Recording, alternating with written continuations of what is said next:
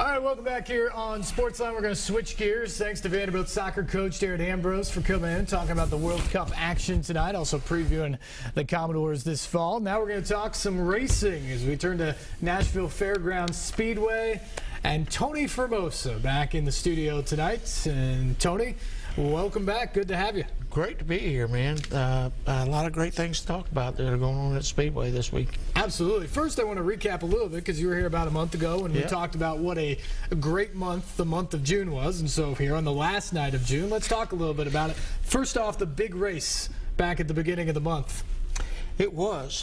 We had the we had the ARCA race at the beginning of the season, and then we had the big race in June, and we had a lot of different winners. The points battle has closed up a whole lot, but Willie Allen is 3 for 3. Keeps doing it. He's won 3 in a row, $5,000 a time.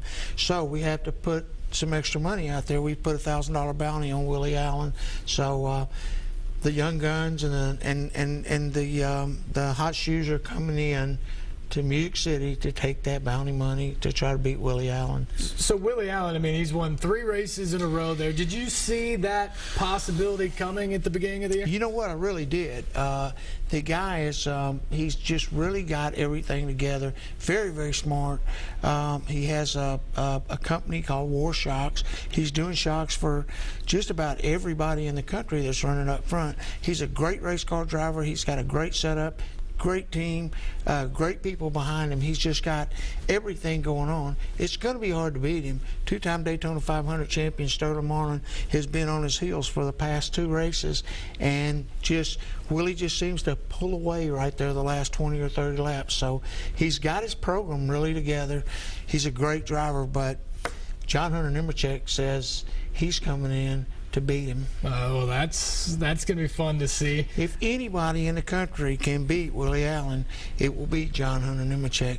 He won the AllAmerican 400 last year. He won the Snowball Derby last year. He's upcoming Craftsman truck driver, Bush driver. He's right there with Chase Elliott. So one of the best in the country, and he's going to be running right here on our own home track. So when you talk about fields coming up this next race, which will be July 11th, that's going to be a pretty good field when you talk about Willie Allen and Nemechek, and I assume Sterling's going to be out there again. He is. You're talking about an AllStar Field. Well, but you know, their registrations are coming in by the day, so we have from the June race, we have some 17 more registrations. So that means we had a field of 32. So you put 17 with that, you got a pretty good little field. You're looking at a 40-car field again. So people are calling asking how many cars you're going to start. We're going to start every one of them that come. Wow. If there's 45 or 50 cars there, that's what we're going to start. I was going to say, because the last time we were in here, you were talking about how the participation and registration was up, and you said, 40, 42, I'm sure we can fit that out there. So you'll go even higher than that if they sign up and are showing up. We will, and we did it last year. We had 41. Actually, we had 42 cars. We had a crash and a blown motor in practice. We started a 40-car field, which is just absolutely phenomenal. How will it change the race out there? You know, people never mind seeing a little bit of paint swapping. Oh, yeah. How will it change the race if you get 45 cars or maybe upwards of 50 cars on the track? It just puts a whole lot more electricity in the air, you know. I mean, there's that much more paint, there's that much more rubber, there's that many more engines, and of course, when you have that many more cars, you have that many more people, you have many more people in the grandstands, and it just makes the whole atmosphere, you know, a lot bigger and a lot better. The other thing that happened during the month of June was the auto swap that happened a couple of weeks ago. How did that go over?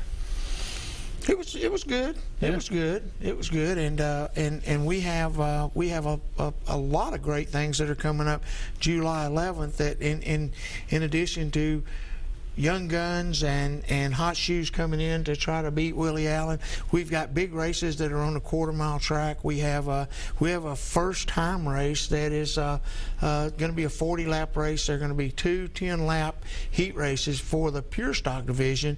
This is sponsored by by Ford Brothers Racing, tire recappers of Nashville, and they're going to do a pure stock race, a super stock race, excuse me, that they're going to have 2 10-lap qualifying races, which determine where they start in the big race, a 30-lap race. The heat races are going to pay $300 a piece, which is big money for 10 laps on the quarter-mile track. Then where they finish in the 10-lap heat races are going to determine where they start in a 30-lap feature, which pays $1,500. That's big money for a super street race, super stock race. So we've got that. We've got the first annual Joe Carver Memorial Race for the pure stocks. You know, years and years ago, Joe Carver Sr., which passed away recently, a few years back, he started the pure stock division. There's $500 added to that purse. There is also a pro modified feature, which $500 has been added to that purse. So there's a lot of money that's being added to the purses for the quarter mile shows, in addition to the Hunter Sand and Gravel Big Machine Challenge Series Pro Late Model Series. The money keeps going up. Where does that money filter in from? Is that just from the success and tickets and things like that coming in the past, or is that more and more people gravitating and sponsoring things at the track? You know, Steve, I guess what the best answer I can give you for that, it's the American way. Everybody, when you're on top and when you're doing well, and when you got a big car count, you got a big show, you got a lot of people coming, people want to be involved. They want to be seen with you. So that's what's going on. We have a lot of people that have the same passion for the Speedway as I do. They want to be involved, they want to help, and they're on board with us. Everyone's on board with us, and just great things are happening every day.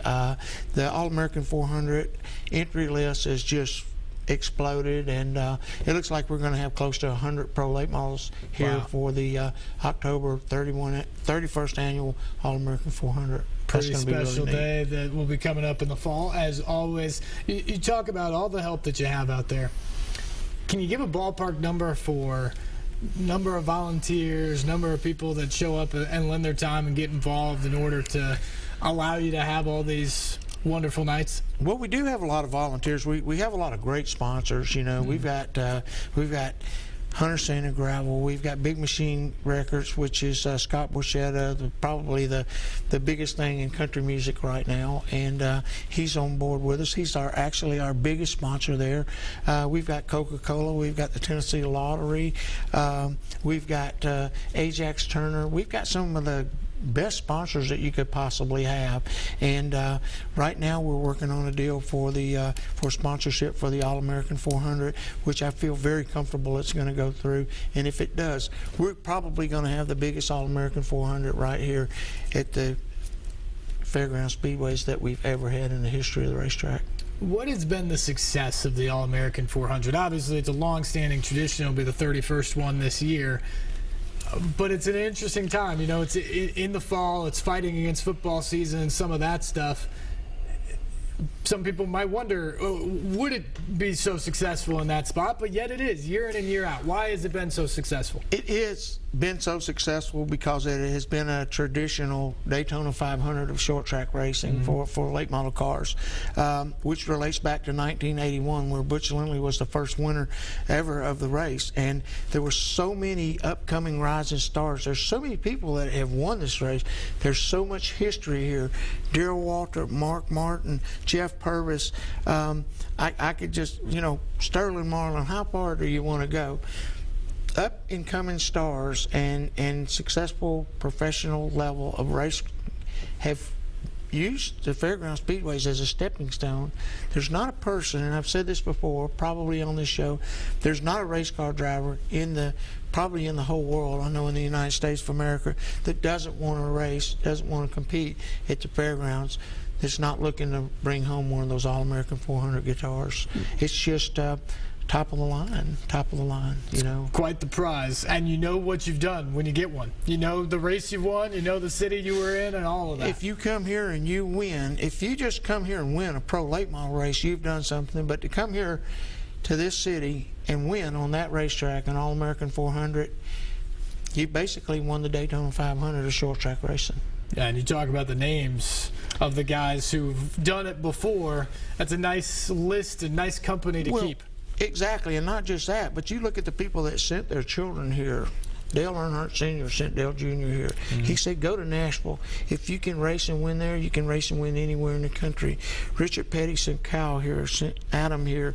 Bobby Allison sent Clifford and Davey here. You know, and I can just go on and on and on that list, too. There's no end to it. So people ask me a lot, what is it about this racetrack that makes it such a great track? Is it the location that it's in? Is it the size of the track? Is it just the speeds? It's a combination of a lot of things.